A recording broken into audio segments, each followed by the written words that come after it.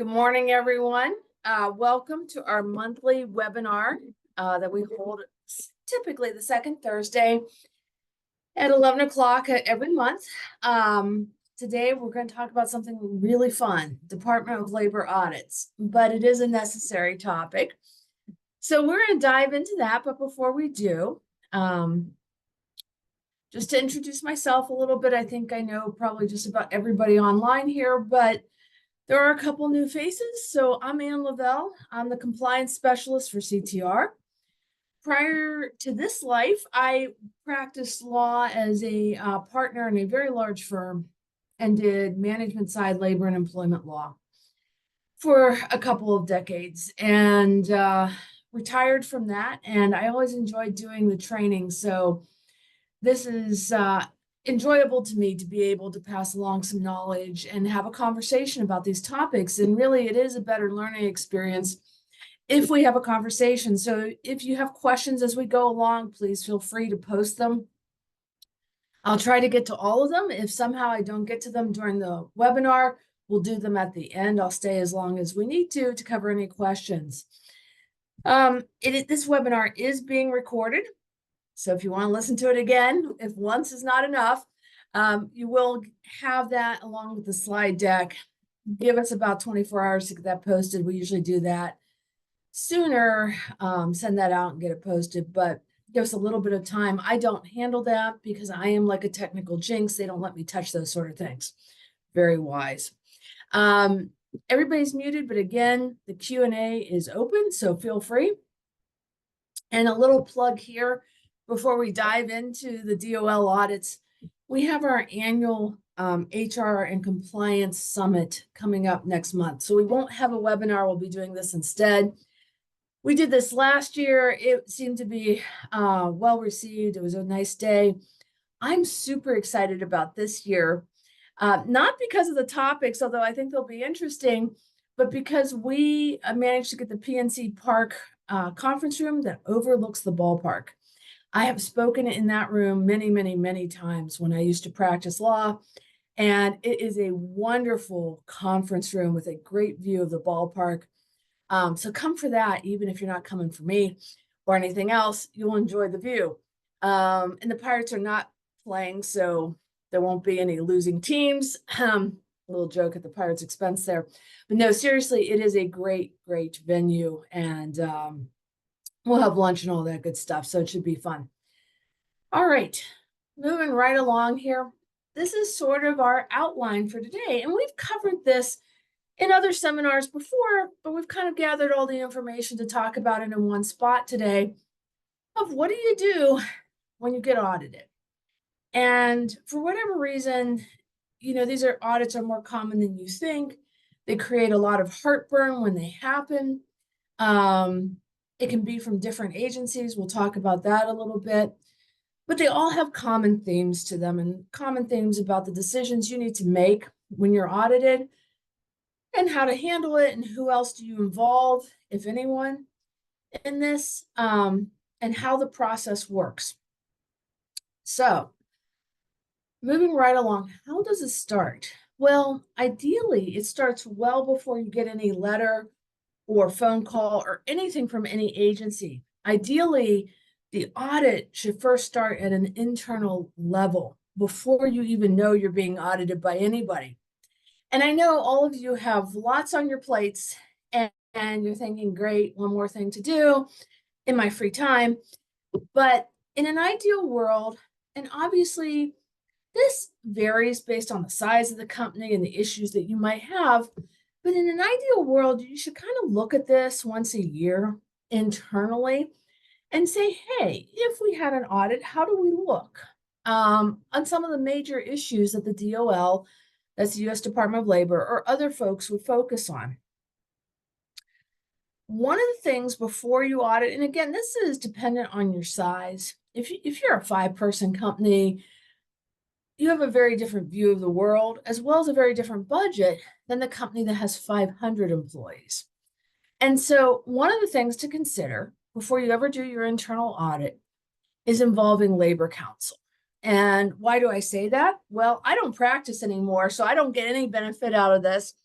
And I'm not here to run up your budget. But one of the beauties of Labor and Employment Counsel, whenever you involve them, is the attorney-client privilege. And so you can have a very frank discussion and you can cloak what I'll call potential issues in the attorney-client privilege. So particularly if you think you have an issue going and you're concerned, and maybe you think it's a rather large, widespread issue, not just one employee, but every single customer service representative or whatever in your company you're concerned about, and you want to go over that, rather than sending a bunch of internal memos to yourself and the president of the company and the CFO and whoever else that are all discoverable if you get called on the carpet about this, it can sometimes be helpful to say, hey, let's pick up the phone to Labor and Employment Counsel. And you don't pick a general practitioner for this, right? The general practitioners are wonderful for certain things, but this is a highly specialized area. To know all the regulations, to know how things work within the DOL, you want to pay extra for the department, for the employment management side employment counsel. And you can say to them, hey, we have this concern. We're not issuing a bunch of emails that will create a paper trail to show that we knew we had a problem and we may or may not have ignored it or whatever it is. We're going to cloak this with the attorney-client privilege and we're going to discuss the issue, and we may, or the counsel may say, hey, let us do the audit or let us help you with it, or, don't publish the results without including me on the email, meaning counsel on the email, because we want to try to cloak this in as much attorney-client privilege as we can so that these items, if you get sued or if the Department of Labor shows up on your doorstep, are privileged under the attorney-client privilege and therefore are not discoverable and do not need to be turned over, or at least that argument can be made. So that's the very first thing. And again, whether or not you spend that money depends on your size, depends on whether you think you have an issue, and a few things like that, but it's always something to consider. You're not just looking at the accuracy of the payroll. Presumably the math is correct, right? It's the rare DOL problem where the math is not correct. Usually it's a legal issue of something that has gone wrong. So it's not, hey, we miscalculated Ann's pay rate. We told her we'd pay her $10 an hour and we actually paid her $9.75. That's not usually the issue. Usually it's the job description, the classification, meaning duties test and salary. So let's talk about that a second.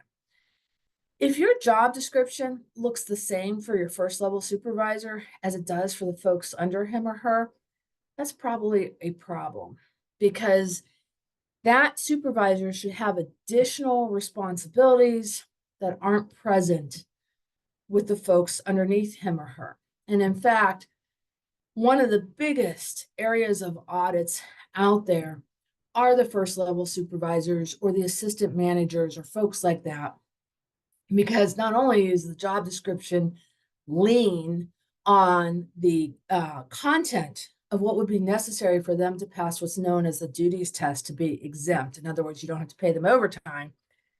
It often looks exactly like the folks underneath them who are hourly employees or salaried and non-exempt and get overtime.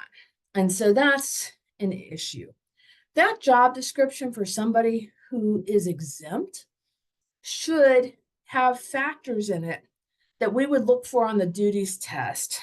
And we'll talk about the duties test in a second here, that would make that person exempt. So if I'm trying to fit somebody into the executive exemption, I want to make sure that that job description says the right language of me having independent discretion and judgment. It doesn't mean I'm running the company, but it means I get to make some decisions. And that at all times, I'm going to spend a good portion of my duties managing 2 or more full-time equivalent employees. That's the type of thing that should be built into the job description. Or if I think I have somebody who's a professional exemption, I'm going to build in there that one of the requirements is a 4-year college degree minimum. Typically, 2-year degrees or trade degrees aren't going to cut it under the professional exemption in terms of duties. And if you're trying to fit this person into the professional exemption, and you're saying, hey, all you need is a high school diploma or a GED, you're going to fail that test based on your paperwork. And so job descriptions are important. The classification. So usually the job description says something like, oh, this job, compliance specialist, is exempt, and why it's exempt, right? Under which of the exemptions they fall. And the common exemptions, and we've talked about this in many webinars. So if you're sitting here going, what this sounds like Greek to me, we have webinars that talk about the exemptions. You'd want that to say, hey, Ann Lavelle, the compliance specialist, or anybody holding this job is going to be exempt because we require a 4-year degree and maybe a master's in HR, or in Ann's case, a JD. That's a law degree. Whatever it might be, we're going to put there to show that, hey, this job, if we're fitting it under the professional exemption, has the right educational requirements. And if we think that I fit, or this job fits under multiple exemptions, we can put that. It's sort of like an either or thing, right? Maybe it's professional, maybe it's executive, maybe it's administrative exemption. But whatever it is, this position is going to qualify under all these exemptions. And that's really what we're looking to see. We want to make sure that we've done the duties test correctly. We assume we're paying the right salary. And hopefully that's true if somebody's exempt. That does not vary based on the amount or quality of the work performed. But the duties test is where people go awry. The other thing that goes awry is you check the job description 10 years ago. It looked good then. Things change, the law changes, and also the actual functions of a job sometimes change and no longer match up with the job description. So this idea of having your own internal audit now and then, ideally yearly, but do the best you can, you're looking at that and you're saying, hey, originally 10 years ago, Ann was supposed to be the compliance specialist, but really her job has de-evolved. And all she does is sit there and do PowerPoint slides now and answer the phones, because we really, the job has morphed. She's probably no longer a professional exemption at that point. The job description needs updated, the exempt status needs updated. And one of the questions you will get during a DOL audit is a request for job descriptions, as well as any analysis that you have done showing whether somebody's exempt or non-exempt, or whether that position is exempt or non-exempt. Another big thing to look at internally, because it will be looked at externally, is deductions. So this plays out in two different ways. One, if you have somebody who's exempt, maybe they've met the duties test, you feel really good about that, but you're taking deductions from their pay for whatever reason. And I've seen different things, they're out of vacation days. They only worked half a day. I'll ding them, even though they're salaried exempt. You have just messed up the exemption. There's certain times that you can deduct from a salaried exempt person, but it's rare. That's not the path you want to go down. If you have somebody with an attendance issue who isn't showing up but is salaried exempt, you're far better to go down the discipline route, unless it's a medical issue, than you are to say, hey, I'm going to start dinging their pay, or hey, Ann lost all the marketing gifts we were going to give away, or she broke her computer. That's actually happened, as many of you know. So we're going to ding her salary and take out the cost of repairing her computer screen. That's all impermissible if I'm salaried exempt. The other way to look at that is state law. So we have one issue with the exempt folks having deductions. You'll ruin their exemptions in most cases. And we have another issue under state law for exempt or non-exempt workers with deductions. For non-exempt workers, federal law is pretty loose about what you can deduct, as long as you don't take them below minimum wage or mess up their overtime payment. However, Pennsylvania law, and this varies from state to state, has the Pennsylvania Wage Payment and Collection Act. And that is extremely limited in the type of deductions that you can take. And so if you are taking deductions, that's one of the things you want to look at in an internal audit, because it would be looked at in an external one, is am I complying with both federal and state law on those deductions, particularly if I'm in Pennsylvania, because it is so narrow what I can take deductions for in Pennsylvania. You want to review your policies. You want to make sure if you have automatic deductions for something like lunch break or something, that there's a way for somebody to report, hey, we were really busy that day. I'm non-exempt. I get paid by the hour. I worked through my lunch hour. You shouldn't take the automatic deduction. That's a huge issue for audits. It comes up all the time. In fact, there was a healthcare facility out in the eastern part of our state that recently got dinged in a huge way, millions, because they had an automatic lunchtime deduction of 30 minutes from the employees' wages. And these employees who were healthcare professionals all said, hey, we were really busy during COVID and we worked through our lunch break all the time, but there was no way for us to get paid for that. And the Department of Labor investigated and said, yes, we agree with you. And I can't remember the exact judgment off the top of my head, but it was something like 2 or 3 million that they got dinged for because of the unpaid lunches that were an automatic ding on their wages, and they were non-exempt. And then there was no way for them to really go back to management or HR and say, hey, I worked through lunch. Dinging people for short breaks, that's a problem. Knowing the difference of where you're located versus where your employees are located. It's typically the law of where the employees are located, not where you're located, that drives what you have to comply with. So if you have an employee in California, your compliance is out of sight in terms of what you need to know for wage and hour law. Overtime calculations, that's another one that sometimes gets messed up, especially if you have somebody working 2 different rates. And we've done a webinar talking about blended overtime.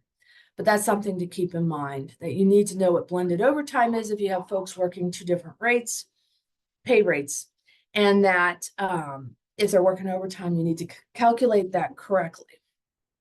Rounding, this happens, and under federal law, it's actually not much of a problem because federal law recognizes what we call a de minimis rule, that sometimes it's tough to get the exact amount or whatever, although with technology, that's becoming less and less of an issue. Pennsylvania doesn't recognize that. So there's lots of differences between state law and federal law. A couple other things that Pennsylvania doesn't recognize is the 8 and 80 rule. And I do see I have some questions. I'll get to that in 1 second. The 8 and 80 rule for healthcare employees, which is a way of paying overtime based on a 2-week period rather than a 1-week period. We don't recognize that in Pennsylvania. We don't recognize hourly computer workers as potentially being exempt, but federal law recognizes both those things. So something to keep in mind. All right, so somebody is asking, and this is a great question because it comes up all the time. The person is asking, do you have any recommendations on how to transition someone from exempt to non-exempt to correct their classification without setting off alarm bells, upsetting the employee, or opening an audit for a class of folks? So that's a really tough one, right? There is no silver bullet for that. But here's our starting point. If we don't correct it, we'll talk about the statute of limitations. There's either a 2 or 3 year statute of limitations under the Fair Labor Standards Act, which is the federal law that controls this. If we knowingly allow this person to remain as an exempt employee when we know it's wrong, we're in the 3 year statute of limitations rather than the 2 year, which is sort of like, hey, we made an innocent mistake. The first thing to recognize is even if this person complains or is upset, sues, gets an audit triggered, whatever, we are 1 year of liability better if we correct the situation than if we just let it go. So we've cut our liability by 1/3 by fixing the situation, even if there are problems with it. The second issue that I would think about is whether there's any insurance, and we'll talk more about that, that would help us make this a business judgment so that we can quantify our risk for the bean counters in our organization who like to know what the exposure is. And even if we don't have insurance that provides any safety net, usually we can quantify what the risk is. And sometimes it's not as bad as we think it is. But aside from that, going to probably the meat of this question, usually what we do is we say, hey, due to updates in the law, and there's always updates, we're going to reclassify this position. It's not because sometimes the employees take offense. I am a professional. Why do I now have to keep my hours? That's not the messaging. The messaging is due to changes in the law and our continual efforts to seek compliance with the ever-changing law, we have to change this position, or because we've changed the duties in the position, whatever it might be that we want to sort of hang our hat on, we're now making this position non-exempt. And what does that mean? We can make it non-exempt hourly or non-exempt salaried if somehow doing that softens the blow to the employee, because sometimes there's a bit of prestige associated with being salaried. Not sure why, but sometimes employees feel that way. And so we can think about whether that softens the blow at all to these employees. But again, there's no silver bullet. There's no way to prevent a lawsuit, but there is a way to limit our liability by fixing it so that we have hopefully a 2-year statute of limitations and not a 3 that we're facing going down the road. So I hope that answers that a little bit. All right. Outside audit. Whoops. Okay, so how does this start? Where does this start? So we have the Federal Department of Labor, the DOL, and in Pennsylvania, and most states have their own equivalent, it's the Pennsylvania Department of Labor and Industry, and they overlap in terms of their enforcement. The Pennsylvania, the DLI, enforces a few more things than the DOL because we do have the Pennsylvania Wage Payment and Collection Law, and we have some more restrictive child labor laws than the federal FLSA has within its text. How do these problems start? Well, as the one person asking the question, I think, anticipates, they're almost always employee driven. So you can oftentimes figure out what's going on because usually the person has complained somewhere, someplace within the organization. And if you get that complaint, that's your opportunity to nip this in the bud before hopefully it escapes and goes to the DOL. But if for whatever reason that opportunity is gone and they're at the DOL, you can probably guess who it is, but if you can't retaliate against that person. That just makes the claim all that much worse, makes you look bad in front of the DOL or the DLI, and it's just not a good thing. Occasionally there's random audits. That does happen. It's not very common. It's usually in low wage earning sectors if it's going to happen. But these are almost always employee complaint driven. The DOL or the DLI will not tell you what the complaint is or who did it. It's a privacy issue. They're concerned about retaliation. They just will not tell you. They will sometimes tell you the general issue that's going on, but they won't say, hey, Ann Lavelle came running to us and complained that she's really not a professional and should be owed overtime. It just doesn't happen that way. So no witch hunts if you get a DOL audit. So you can get a phone call sometimes that precedes the letter, but you will always get a letter as well. And it generally introduces you to the investigator who's assigned to the case. It often gives you some pamphlets about what the DOL or the DLI is charged with doing just in general. Those pamphlets aren't going to help you because it covers everything under the sun, right? Hey, hey, we're the DOL. We're in charge of investigating everything from A to Z with wages. You can't tell what they're investigating, particularly with respect to you, because it's so broad. 1 second, we have another question here. Okay, if your management does not want to properly classify, in other words, they do not want non-exempt employees, do you recommend HR putting a note to file on your recommendation versus management decision, or is that not necessary advice? So I think if you put a note on the file, you have just red flagged it for any investigator who might come through that, hey, they knew they had a problem and they didn't care and they went forward anyway. As an HR professional, you're between a rock and a hard place.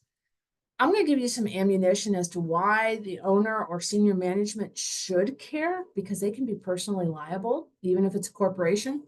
We'll talk about that more. But I think if you put a note on the file, you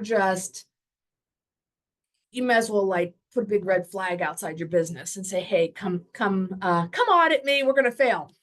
So I don't know that I would document it that way, but I do respect the idea that you want to sort of cover yourself too, that, hey, the recommendation was blah, blah, blah, and you ignored it. That's a tough situation to be in. Sometimes if you have labor counsel, they can be the heavy and say, hey, and they can document it with the attorney-client privilege around it saying, hey, Joe Schmo owner, we recommended that the compliance specialist not be exempt because all Ann does is paint her nails all day. She's really not doing anything. And then you have some documentation if that's a possibility. But we'll talk more about why they should care. I see we're getting a lot of questions, so give me 1 second. I will circle back to those. Let's finish out this letter slide though. So the turnaround time when you get this letter on the documents that the investigator will want is pretty short. That is not a hard and fast rule, but you do have to negotiate with them if you need more time. The short window is because they don't want you creating or recreating the wheel at your place. These records should be instantaneously available and ready to go. You shouldn't need, 3 months to come up with payroll records or job descriptions or whatever. One of the things at this very early juncture to think about is, do I need counsel? And in part, this is a bean counting type of exercise. You look at what is the potential issue? What do we think is the issue? What do we think is our exposure? Is this one employee or is this a potential class action? Do we have insurance that will help us cover this? We should turn in the claim at this point if we have insurance. And we'll talk a little bit more about that. You can get short extensions for the document turnaround. If you have counsel, they're going to be familiar with the investigator, most likely. And they're going to be able to tell you what kind of extension you can get, the length of it, the style of the investigator, whether they're reasonable or less reasonable, and things like that. If you know you have a mistake and it's a serious one, you definitely want to involve counsel because they're going to be able to help you negotiate the penalty and the amount owed at this point. And if you know you have a mistake, sometimes you fall on your sword a little bit and say, oops, not quite that boldly, but we're correcting immediately. We didn't realize this. We had a glitch. There's differences in interpretations as to whether somebody's exempt or non-exempt, and that's absolutely true. There are different legal interpretations. You can argue this a whole bunch of different ways. But we always thought they were exempt, but DOL, if it makes you feel better, we'll change it, but we don't think we owe past money, whatever. So senior management, going to the one individual's question, if senior management is saying, hey, forget the employees, they're all exempt, I'm not paying overtime. One of the things they should know is Pennsylvania is very unique if you're in this state, in that Pennsylvania will assess personal liability to folks who are like on the board or own the company or are really high level management, like the president, maybe the vice president of the company, if the wages are not paid correctly. And so what you have. And that doesn't matter. It doesn't matter. You know, people say, oh, I'm incorporated. There's a corporate veil. I'm shielded from all liability. Not true in this situation. There's a specific regulatory, specific Pennsylvania statute that covers this. There have been cases, they've always been upheld, that the wages can be collected from this small set of folks who are at the very top of the food chain of organizations. So one of the things, if you have a stubborn president or owner or whatever, is to sort of gather some ammunition and say, in a nice way, because you probably want to keep your job, hey, I found out that you can be personally liable, even if you're incorporated.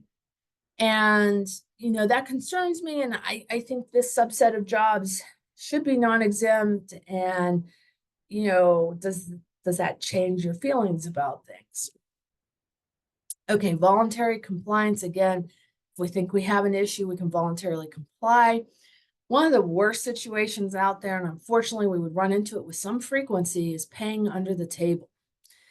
So you should know that these agencies share information with each other. So the DOL is very helpful. They share stuff with the IRS.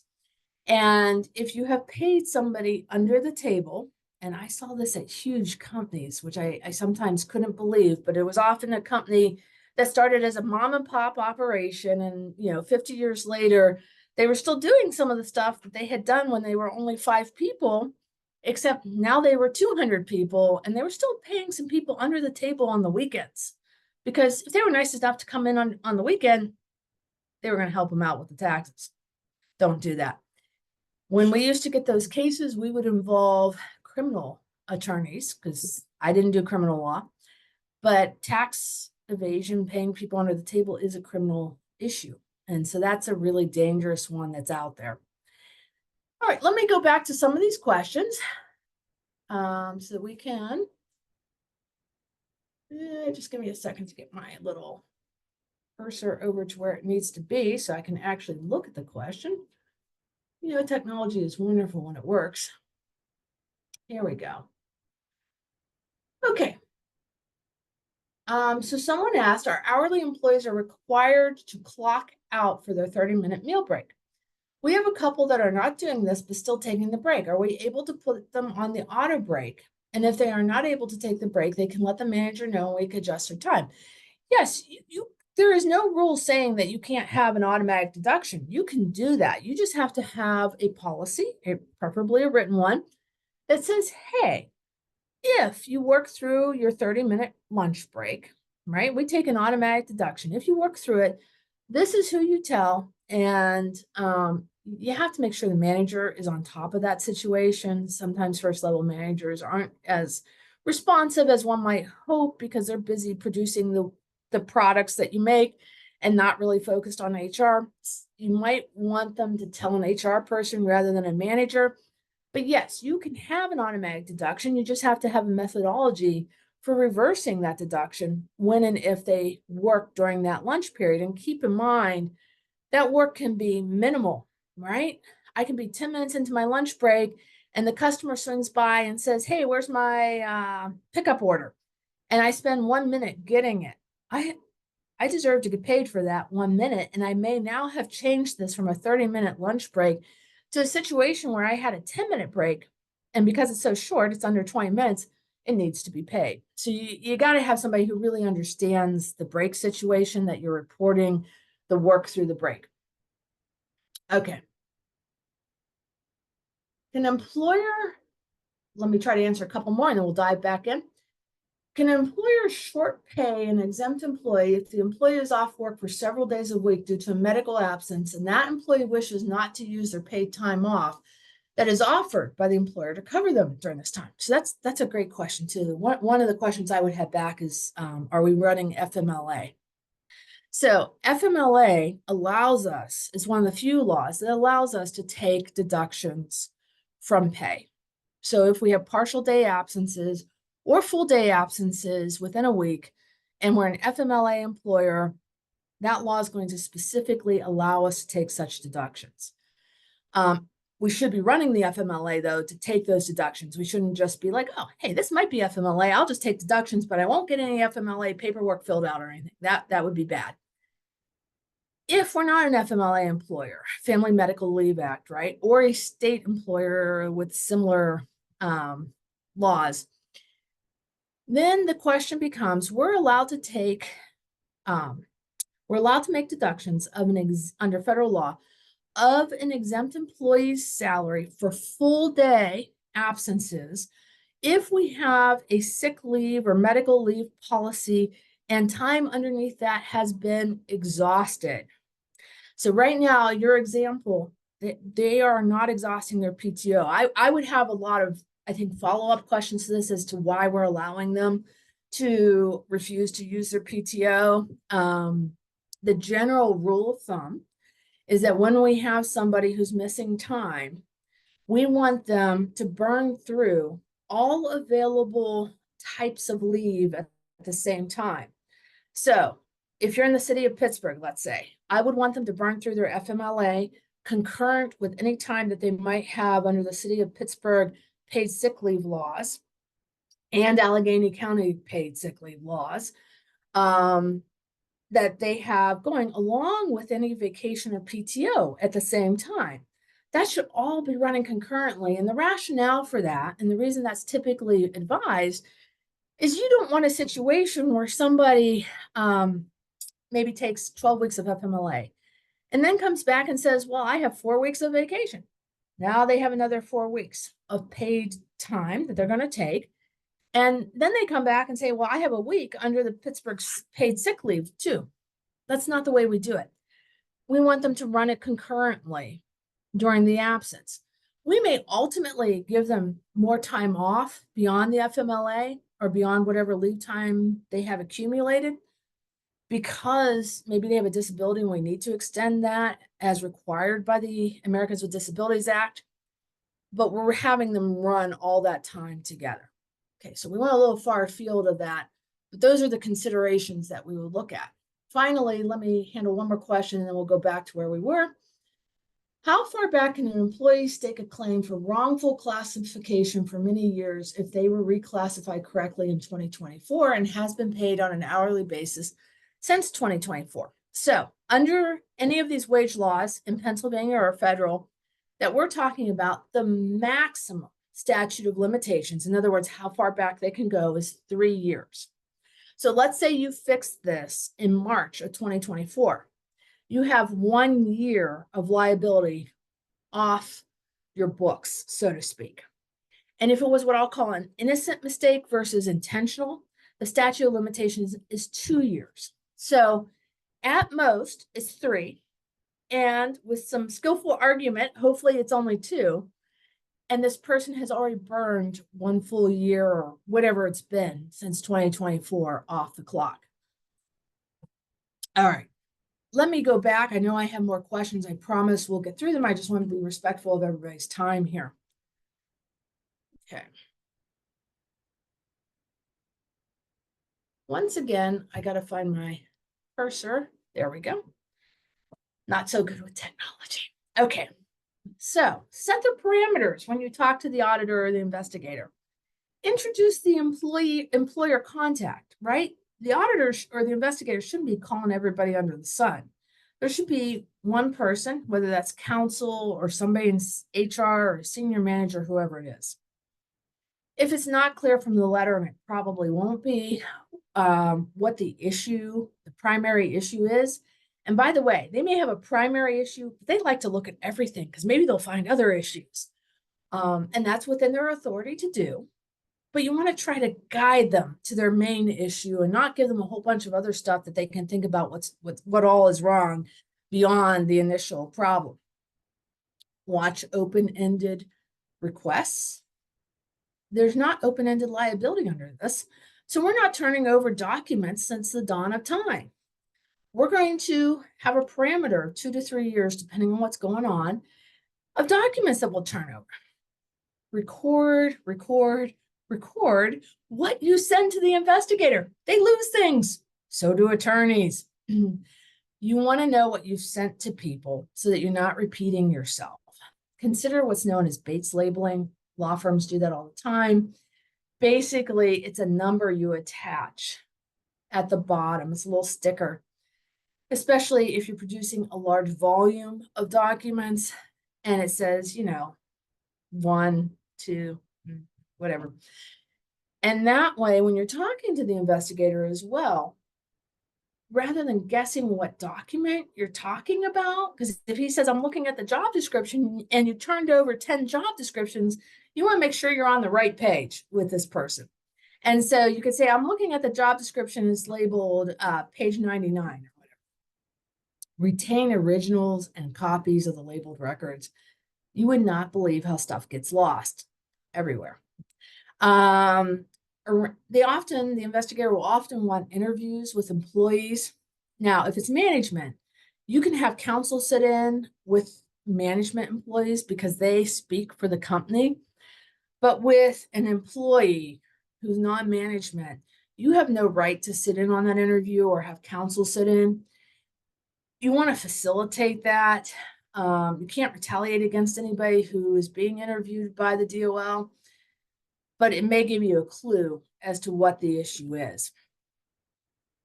At the end of the investigation, and oftentimes there's many iterations during this investigation, they send out the initial letter that says, hey, I want these documents. And then they interview some people. And then they say, hey, on further thought, we'd also like these documents. And we'd like these people too.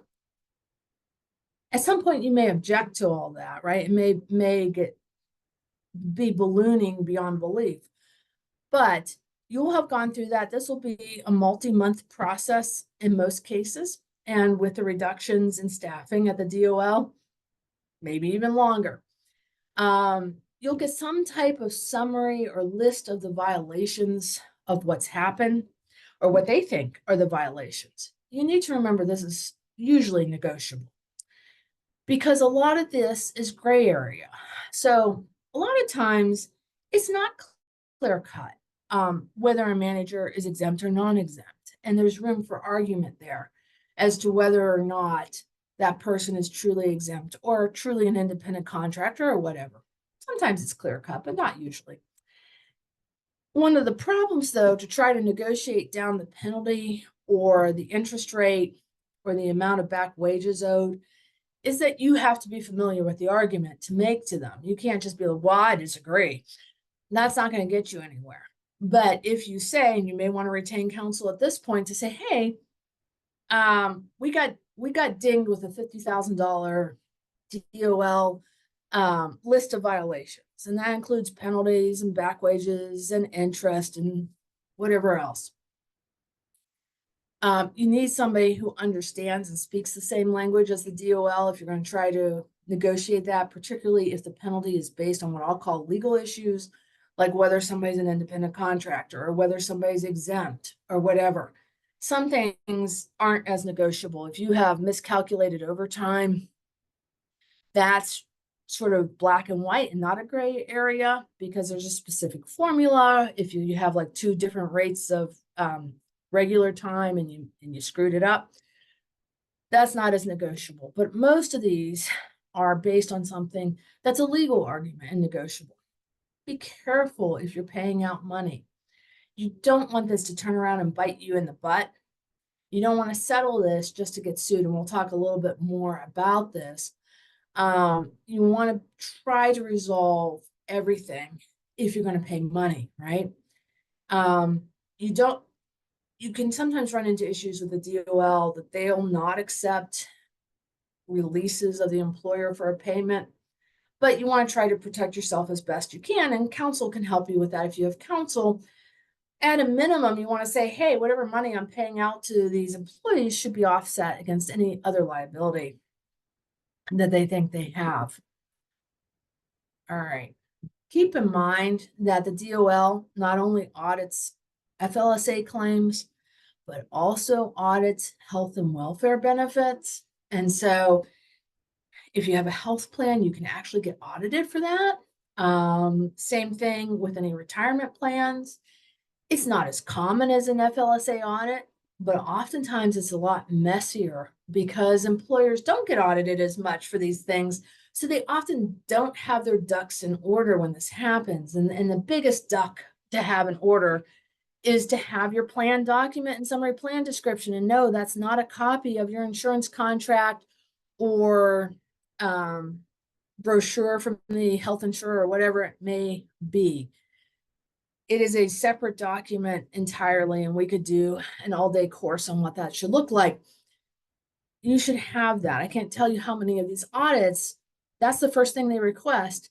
And the employer would call us up and be like, what is this? Is this my Highmark booklet?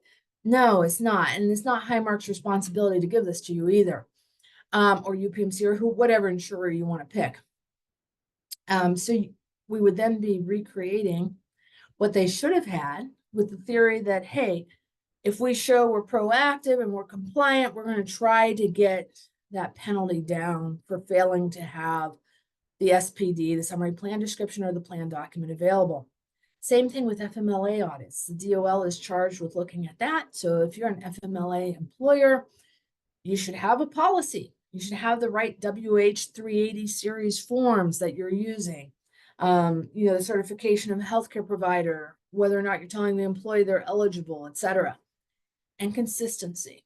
They're looking for consistency in how you apply the FMLAs. And to give you an example of that, and I know I have even more questions now, but we'll get to those in a second.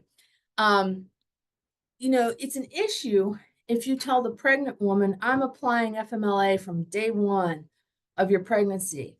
But for the person who has cancer or whatever, or broke their leg or whatever it might be, we're going to allow 5 days before we kick in the FMLA. And that was an actual case we had. The employer thought it was easier to identify pregnancies than other things. And in some ways, that's true. Sometimes you don't know if a person's illness is going to morph into the FMLA or not. But you got to be consistent in what you do. All right. Liability. We've talked about this a little bit, 2 to 3 year statute of limitations. Again, for those of you with troublesome owners, and just as a good, you should know this sort of thing, there's individual liability in Pennsylvania for the owners and senior management or the board of directors for a company, even if they're incorporated, for wage claims. In addition to the back wages, there's interest and penalties. I've provided an example there. You can see the hammer is quite heavy for child labor law violations. And these are usually calculated per employee, and there's other penalties. These are negotiable. Sometimes it can be 50% of the entire back wages, whatever it might be. But you should know they're out there. They are negotiable. The more innocent you have been in this matter, the more proactive, the more likely you're going to be able to negotiate that penalty down. Can I still get sued post-audit? Absolutely. The DOL doesn't necessarily represent your employees. They may provide money to them, but they don't necessarily represent everybody in the potential class that was affected by whatever mistake you had. So you want to watch that resolution agreement. One of the most important things to get out of the FLSA is to know that it is what we call a fee shifting statute. What does that mean? And by the way, you can be sued contemporaneously with a DOL audit. That can happen too. A fee shifting statute means that if you lose the case and you pay something, you will not only pay for your own attorney's fees, which have not been cheap, but you'll pay for the employee's attorney's fees if they recover anything.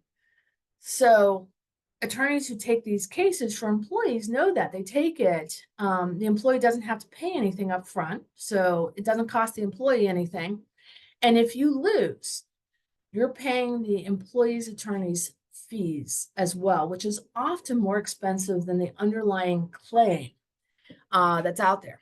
Do you need insurance? This is not a typical insurance that comes sort of standard with insurance coverage. This is often a rider to another policy, and usually these types of coverages only cover attorney's fees. They don't actually cover the wages owed.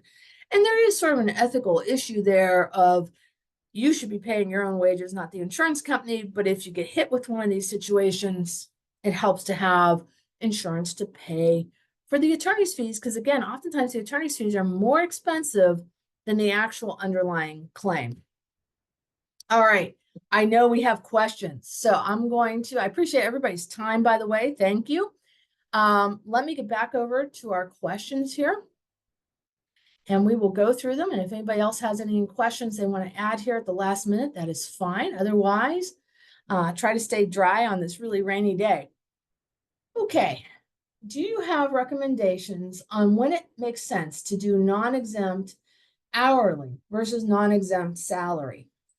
Is it truly just a decision on what it makes the employee feel best, or is there a formula for that decision? So the first thing to know with non-exempt salary is I would want in writing, and in fact, it's required to represent what the salary represents. It's going to be 40 hours or less, but not everybody has a 40-hour work week.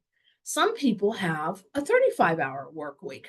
And so the first thing is, does the $1,000 salary per week represent 40 hours, all hours up to 40, 35, or what? Because that becomes a subject of debate and argument when you get sued if you don't have it in writing. And that also becomes an issue in calculating any overtime. The general rule of thumb, if you want somebody to remain your employee and this is an issue, you can do it. You know, it's sort of stroking their back of, hey, you want the prestigious salary. We'll make you non-exempt salary as long as we can agree on what that salary represents in terms of hours.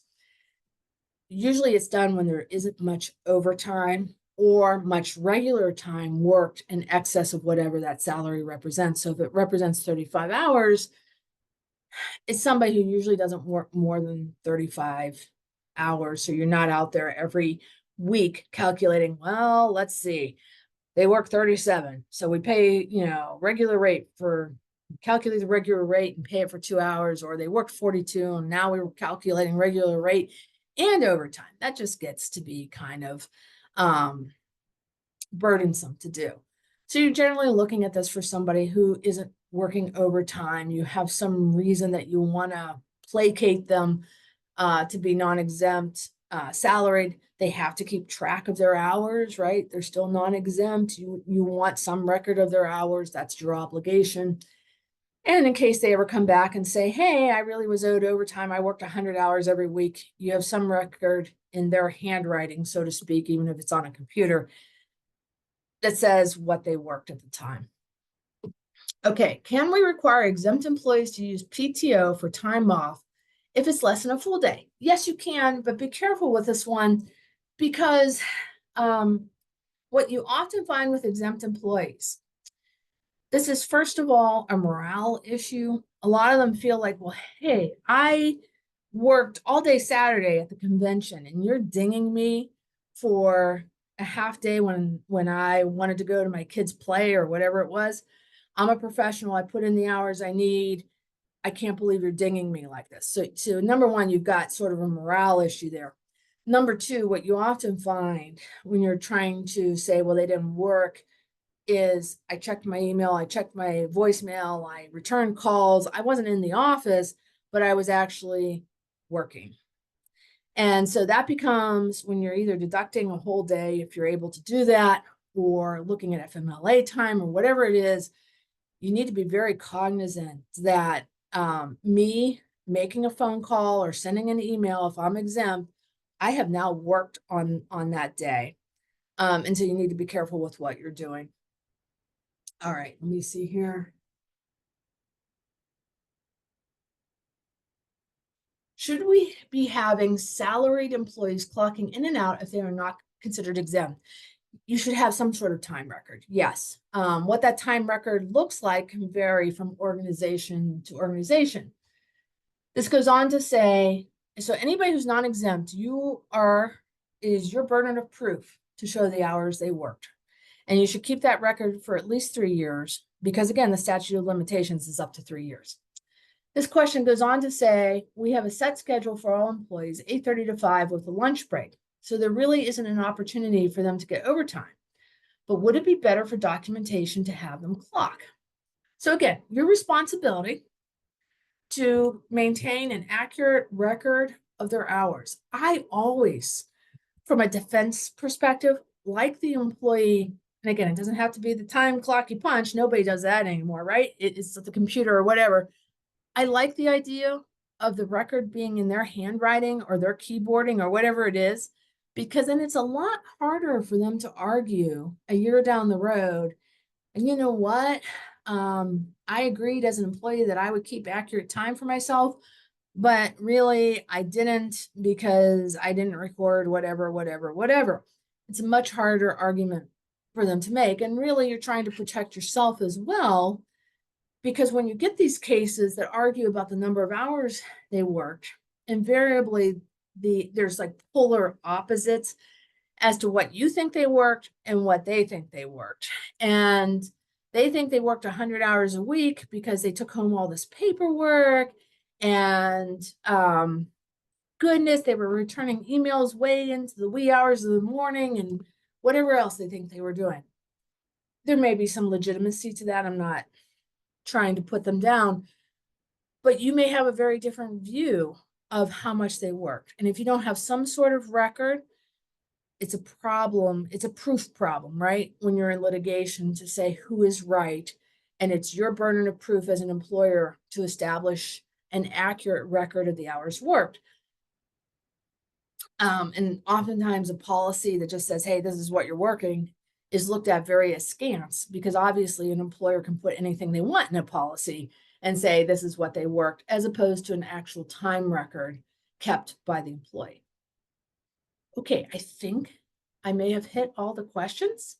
I'll hang on 1 minute here, but otherwise stay dry. And remember, next month, don't come see me, come see the Pirate baseball field. It's actually a really cool venue, and come have a free lunch, and it should be a good time. Let me see. Oh, so somebody asked, will the slides be emailed out? Yes, this presentation is recorded and the slides are emailed out. I'm a technical jinx. I'm not allowed to do that. They don't let me touch technology around here, and that's with good reason. But yes, we have somebody who takes care of that. Give them a little bit of time to get it out, because the recording has to be loaded and this and that and the next thing. Things I don't really understand, but they will come out to you very shortly. You're quite welcome. People are saying thanks. You're quite welcome. I always enjoy doing these. I hope it's helpful to everybody. Take care. And if you celebrate the upcoming holiday, enjoy your time off and your holiday. Take care.